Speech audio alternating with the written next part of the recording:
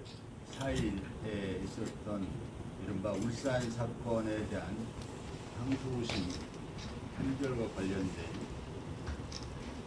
황운하의 입장, 그리고 지역 현안에 대한 또 조국신당의 입장, 또 정치 현안에 대한 조국신당의 입장, 이렇게 간략하게 말씀을 드리고,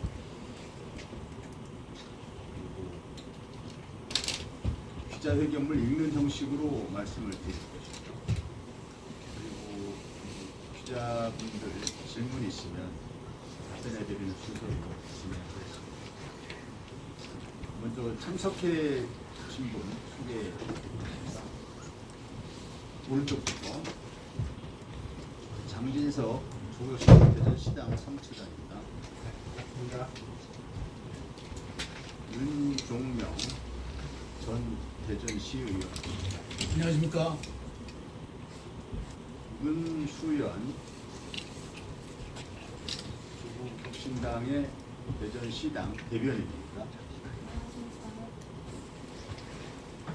오은주 대전중구의회 의장, 조국신당 소속 대전중구의회 의장입니다. 안녕하세요. 유지곤 조국신당 대전시당 대변인입니다. 안녕하세요. 그러면 본격적으로 기자회견을 시작하겠습니다. 언론 여러분들이 많은 관심을 가져주셔서 먼저 감사 말씀드립니다. 그리고 무엇보다도 대전 서구 관지업 초등학교에서 발생한 그런 끔찍한 사고, 유명을 달리한 김하늘 양의 명복을 빌고, 또 부모님께 심심한 위로의 말씀을 드립니다. 또 이러한 끔찍한 사고가 재발되지 않도록 우리가 지혜를 모아야겠다. 그리고 국회 차원에서 많은 노력을 기울여야겠다는 약속의 말씀을 드리겠습니다. 준비된 기자회견문 낭독하겠습니다. 기자분들에게 배포된 것으로 알고 있습니다만, 혹시 필요로 하신 분들은 연락 주시면 파일로 보내드리겠습니다. 윤석열과 김기현을 응징하겠습니다. 조국신당 대전시당위원장 황운하 원내대표입니다. 소위 울산 사건으로 재판을 받아온 지난 5년, 사실 많이 외롭고 힘들었습니다. 진실을 알리는 제 목소리는 묻히고, 검찰의 거짓말은 여당과 보수 언론에 의해 2중, 3중으로 증폭됐습니다. 하지만 저의 무죄를 믿고 응원해 주신 많은 분들의 덕분에 2심에서 정의로운 판결이 나올 수 있게 되었습니다. 지난주 2심에서의 무죄 선고로 검찰이 없는 죄를 만들고 있는 죄를 덮었다는 사실이 만천하에 드러나고 있습니다. 윤석열 등 정치검사들이 울산 사건을 만들어 보복 기소를 한 이유는 두 가지입니다. 하나는 총선 개입입니다.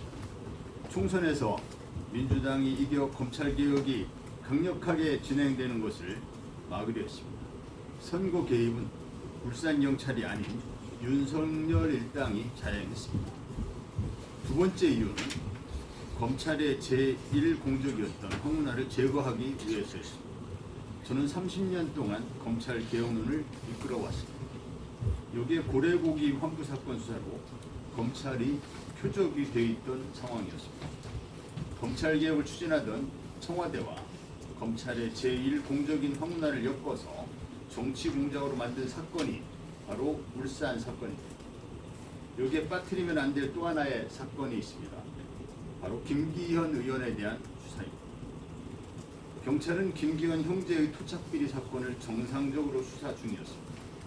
김기현 동생이 아파트 시행권 확보 대가로 30억 원을 받기로 한 각서도 나왔습니다. 그러나 검찰은 황운하가 김기현을 상대로 무리한 수사를 했다는 논리를 만들기 위해 김기현 형제 사건을 덮었습니다. 자신이 울산 사건의 피해자라며 징징대는 김기현은 사실 울산 사건의 가장 큰 수혜자입니다. 검찰이 김기현 형제 비리를 덮고 청와대 선거 개입 사건을 조작하는 과정에서 노동자 한 분과 청와대 행정관 한 분이 자살했습니다. 울산 사건 조작 범죄는 우리 사회가 결코 용서해서는 안 되는 중대 범죄라고 규정할 수밖에 없는 이유입니다. 저는 어제 윤석열을 직권남용 권리행사 방해로 공수처에 고발했습니다.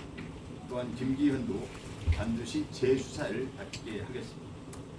조국혁 신당은 정권 교체 이후 특별법을 제정해서 윤석열 검찰총장과 그 일당이 자행했던 수사를 빙자한 국가폭력 범죄들에 대해 진상을 밝히는 작업을 시작하겠습니다. 윤석열 정치검사 일당에 대한 사회적 응징은 나라를 바로 세우기 위해 반드시 필요한 일이기 때문입니다. 다음 대전 현안에 대해서 말씀드리겠습니다. 충청권 광역철도 사업은 아시다시피 지작물 이설 등 사업비 증가에 따른 행정 절차를 밟아야 합니다. 작년 11월 기재부와 협의가 완료되고 올 3월 중에 사업비 재추계를 위한 용역이 발표됩니다. 재추계 이후에는 기재부와 총사업부 협의가 필요한데 이때 타당성 재조사가 추진될 우형성이 있습니다. 지난 국정감사에서는 충청권 광역철도 사업에 대한 타당성 재조사가 진행되지 않도록 대전시에 대응 방안을 요구했습니다. 대전시도 대응 방안을 준비하고 있고 저도 대전시와 협의를 진행하고 있습니다. 사업비 재추계 이후에 대전 충청 지역 국회의원들과 함께 국가 균형 발전 위해 조속한 사업 추진을 촉구할 예정입니다. 다음 대전 도시철도 2호선 트램 건설 사업은 추진된 지 10년 만인 작년 12월 착공됐지만 올해 1,259억 원의 국비가 반영되지 않은 상태입니다. 예비비는 6천억 원이나 증액안을 내놓고 지역 발전 예산은 반영하지 않은 윤석열 정부 예산, 윤석열 정부를 규탄합니다. 트램 예산은 정부 동의 없이 국회가 예산을 증액할 수 없기 때문에 2025년 예산안에는 반영되지 못했습니다. 올 추경에서 반드시 트램 건설 예산이 반영되도록 대전 출신 국회의원들과 함께 힘을 모으겠습니다. 국회 국토위 의원으로서 트램 예산 반영을 1순위를 놓고 의정 활동을 하겠습니다.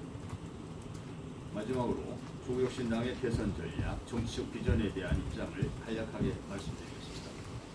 조국혁 신당은 다수파 연합을 통한 확실한 정권 교체, 정치개혁을 통한 지속 가능한 집권을 준비하고 있습니다. 올해 프랑스 총선에서 보듯 다당제와 결선 투표제는 극단적 정치 세력의 집권을 막는 가장 확실한 방법입니다. 최근 우리 사회는 극우 파시즘 세력이 여당을 좌지우지하는 지경에까지 이르게 되었습니다. 우리나라도 극우나 국자 세력을 현실 정치에서 배제하기 위해 다당제와 함께 결선 투표제를 도입해야 할 시점입니다. 다당제를 위해 지금 당장 할 수 있는 것은 국회 교섭단체 요건 완화입니다. 다수당인 민주당의 필요성을 계속 설득하고 있습니다. 교섭단체 요건이 완화된다면 국민의힘도 통째로 파시즘 세력이 휘둘리지는 않을 것입니다. 또한 결선 투표제는 민주개혁 세력의 다수파 연합 형성을 위해 반드시 필요한 제도입니다.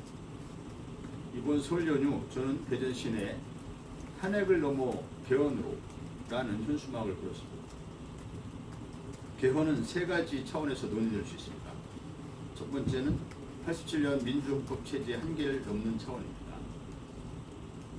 검찰의 독점적 영장 청구권을 없애고 사법체제의 국민 참여를 보장하는 내용도 여기에 포함되어야 합니다.